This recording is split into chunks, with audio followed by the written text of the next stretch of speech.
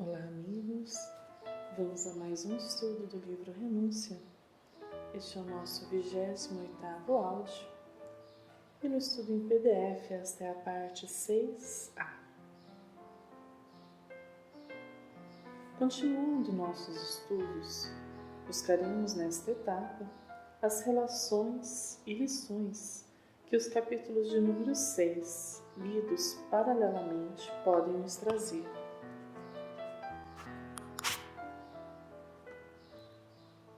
Uma rápida leitura, percebemos sem muitos esforços que ambos os capítulos tratam do estudo do Evangelho, principalmente o que realizamos em nossos lares.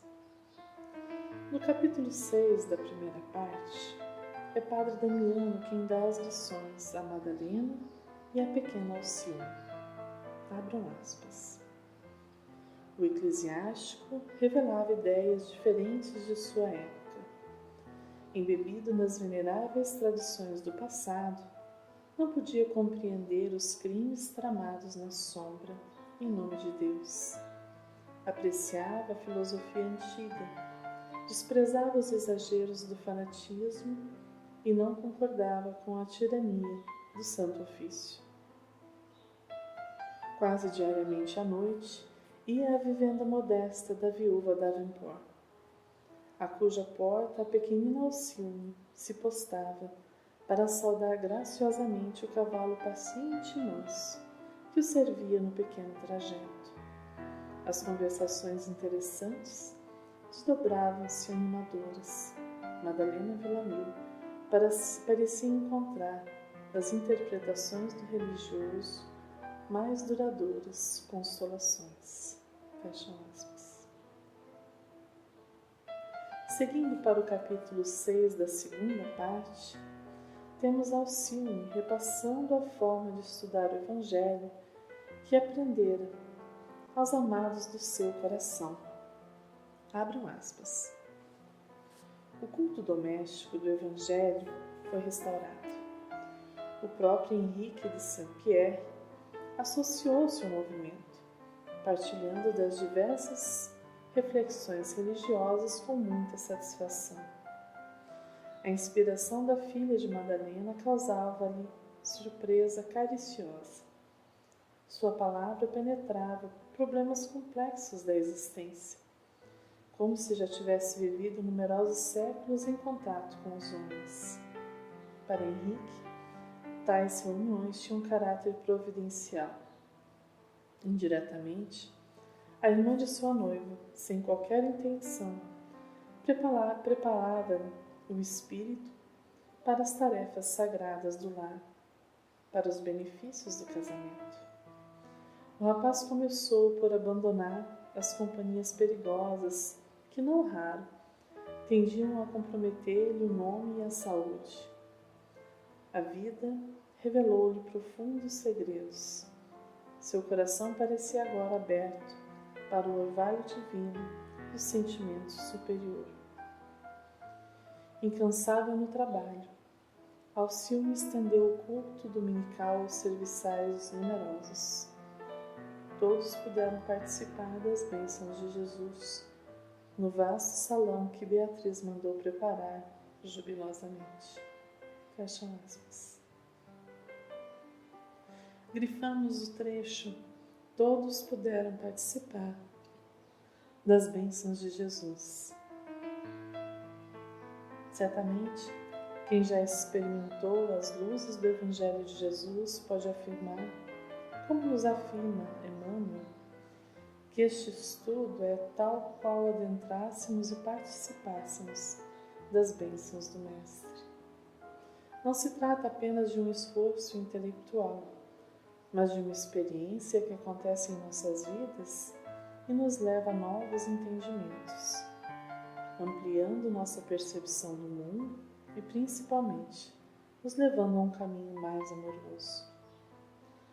Cabe-nos refletir um pouco sobre como fazemos e o que vai em nosso coração quando buscamos a elevação através do estudo. Sentimos-nos assim ao estudar o Evangelho? Ele adentra em nossas casas de forma consoladora, mudando nossos corações, tal qual como Madalena. Ele promove a mudança de hábitos e a renovação do nosso mundo íntimo, tal qual como Henrique. Dá novos ânimos e promove um ambiente de paz e fraternidade, tal qual no lar dos Davenport. Por que ainda temos tanta dificuldade para vivenciar o Evangelho? Talvez, dirão alguns, se tivéssemos Alcione em nossa sala, em nossa casa, entenderíamos e, finalmente, adentraríamos nestas luzes e bênçãos do Evangelho. Será assim? Temos a série Fonte Viva à nossa disposição, que nos ensina o Evangelho recuperando a antiga tradição. E creio que esta fala de Alcione é como se fosse uma descrição do que Emmanuel realizou em nos trazer versículos e trechos de versículos comentados um a um. Abre aspas. Lá na Espanha, explicou a jovem delicadamente, líamos apenas um versículo de cada vez, e esse mesmo, não raro, fornecia cabedal de exame e iluminação para outras noites de estudo.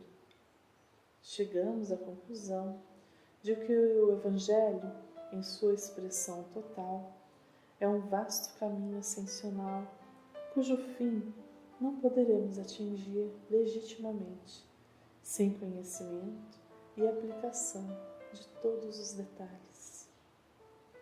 Muitos estudiosos presumem haver alcançado o termo da lição do Mestre, com uma simples leitura vagamente raciocinada. Isso, contudo, é erro grave.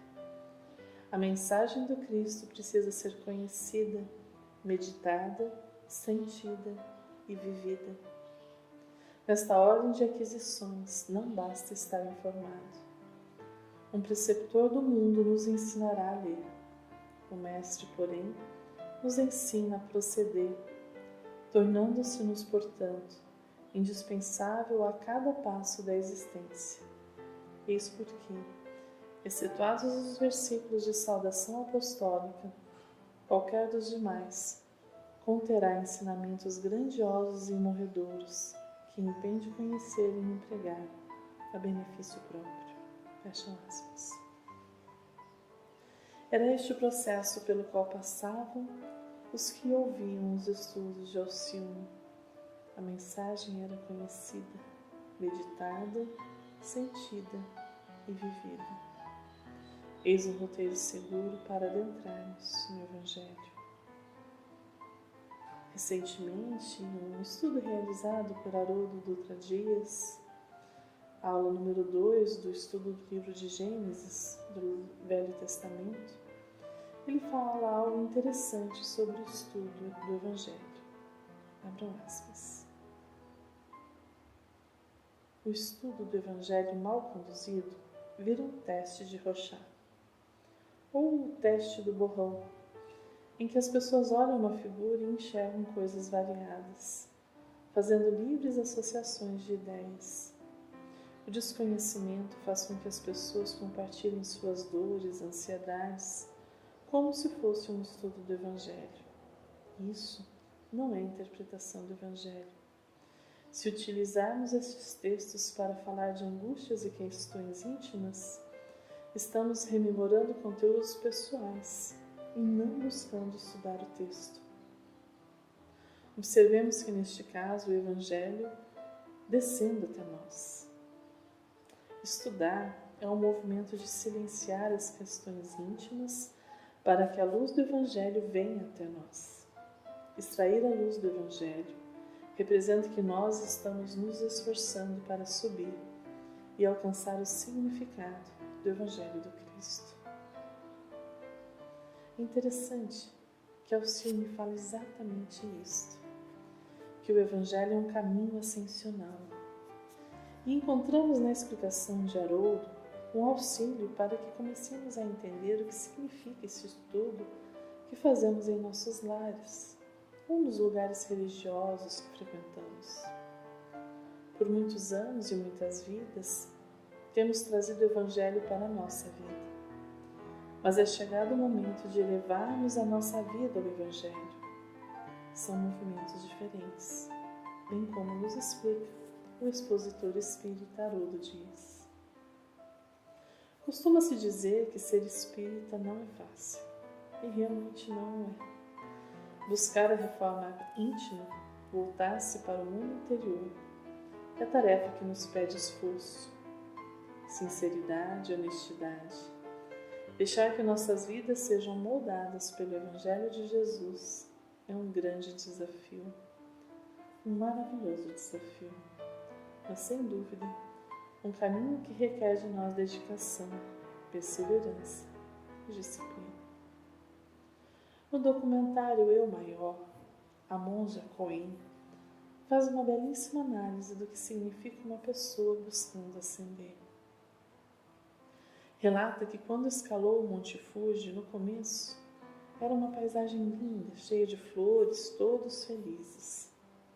Mas à medida que foi subindo, foi ficando mais íngreme e difícil. Compara isto à prática espiritual. A questão agora é termos a coragem de perguntar até onde estamos dispostos a ir nesta viagem interior. Devemos ficar no início da escalada, onde a paisagem é linda e as flores são muitas? Ou queremos ter a visão plena de quem alcança paisagens mais altas? São opções. Cada um fará a sua escolha e ela precisa ser consciente. Quando Alcione nos diz que o Evangelho é um caminho ascensional, ela nos está dizendo que devemos subir. E o que precisamos saber é que para nos elevarmos às lições do Evangelho, precisamos nos esforçar, sabedores que nossa paisagem interior nem sempre será bela. À medida que formos alcançando as profundezas de nossos espíritos, permitindo que nossas dores de outrora sejam trazidas à tona para serem curadas, precisaremos de um esforço a mais. Tal qual a alpinista, numa situação de extrema luta para alcançar o seu objetivo. Mas a pergunta que segue, então, é como fazer? Como subir a esferas mais altas na interpretação do Evangelho de Jesus? Para responder a esta questão, nos socorremos do texto que se encontra no livro Os Mensageiros, em que Dona Isabel, inspirada por um espírito amigo, interpreta ricamente a parábola do grão de mostarda, que se encontra no Evangelho de Mateus, capítulo 13.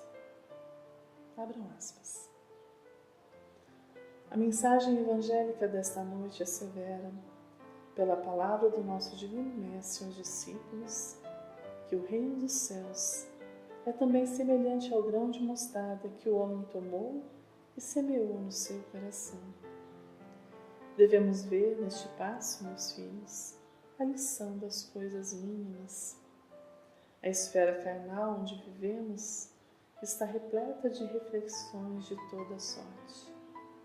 Raras criaturas começam a refletir seriamente na vida e nos deveres antes do leito da morte física. Há homens e mulheres com maiores responsabilidades em todos os bairros que evidenciam paixões nefastas e destruidoras no campo dos sentimentos, dos negócios, das relações sociais. As mentes desequilibradas pela reflexão permanecem neste mundo quase por toda parte. É que nós temos descuidado das coisas pequeninas. Grande é o oceano, minúscula é a gota. Mas o oceano não é senão a massa das gotas reunidas. Fala-nos o Mestre em divino simbolismo da semente da mostarda. Recordemos que o campo do nosso coração está cheio de ervas espinhosas, demorando talvez há muitos séculos em terrível esterilidade. Naturalmente, não deveremos esperar colheitas milagrosas. É indispensável amanhar o tema e cuidar do plantio. A semente de mostarda a que se refere Jesus constitui o gesto, a palavra, o pensamento da criatura. Há muitas pessoas que falam bastante em humildade, mas nunca revelam um gesto de obediência. Jamais realizaremos a bondade sem começarmos a ser bons. Alguma coisa pequenina há de ser feita antes de edificarmos as grandes coisas. O Senhor ensinou muitas vezes que o reino dos céus está dentro de nós. Ora, é portanto em nós mesmos que devemos desenvolver o trabalho máximo de realização divina, sem o que não passaremos de grandes e refletidos.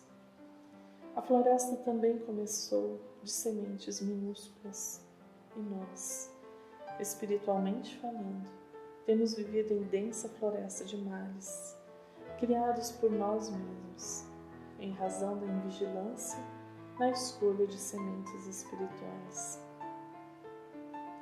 A palestra de uma hora, o pensamento de um dia, o gesto de um momento podem representar muito em nossas vidas. Tenhamos cuidado com as coisas pequeninas e selecionemos os grãos de mostarda do reino dos céus. Lembremos que Jesus nada ensinou em vão. Toda vez que pegarmos desses grãos, consoante a palavra divina, semeando-os no campo íntimo, receberemos do Senhor todo o auxílio necessário. Conceder-nos-á a chuva das bênçãos, o sol do amor eterno, a vitalidade sublime da esfera superior. Nossa semeadura crescerá e, em breve tempo, atingiremos elevadas edificações. Aprendamos, meus filhos, a ciência de começar, lembrando a bondade de Jesus a cada instante. O Mestre não nos desampara, segue-nos amorosamente, inspira-nos o coração. Tenhamos, sobretudo, confiança e alegria. Fecham aspas. Temos hoje a oportunidade de construir em nós os alicerces do amanhã. Auxilie-me, Senhor. Foi fiel nas pequenas coisas, cuidou amorosamente de sua família, não descuidando nunca dos seus. E hoje, das esferas sublimes onde habita, nos convida através do seu exemplo a também ascendermos. Não tenhamos tanta pressa. Lembremos do ditado popular que nos ensina que quem leu todos os livros não leu nenhum. Sabemos assim degustar desta fonte divina, buscando com sede de aprendiz, daquele que vê no Evangelho de Jesus a melhor escola e que nos levará a uma versão melhor da que somos hoje. Que o Mestre nos guie hoje, agora e sempre. Um fraterno abraço e até o próximo dia.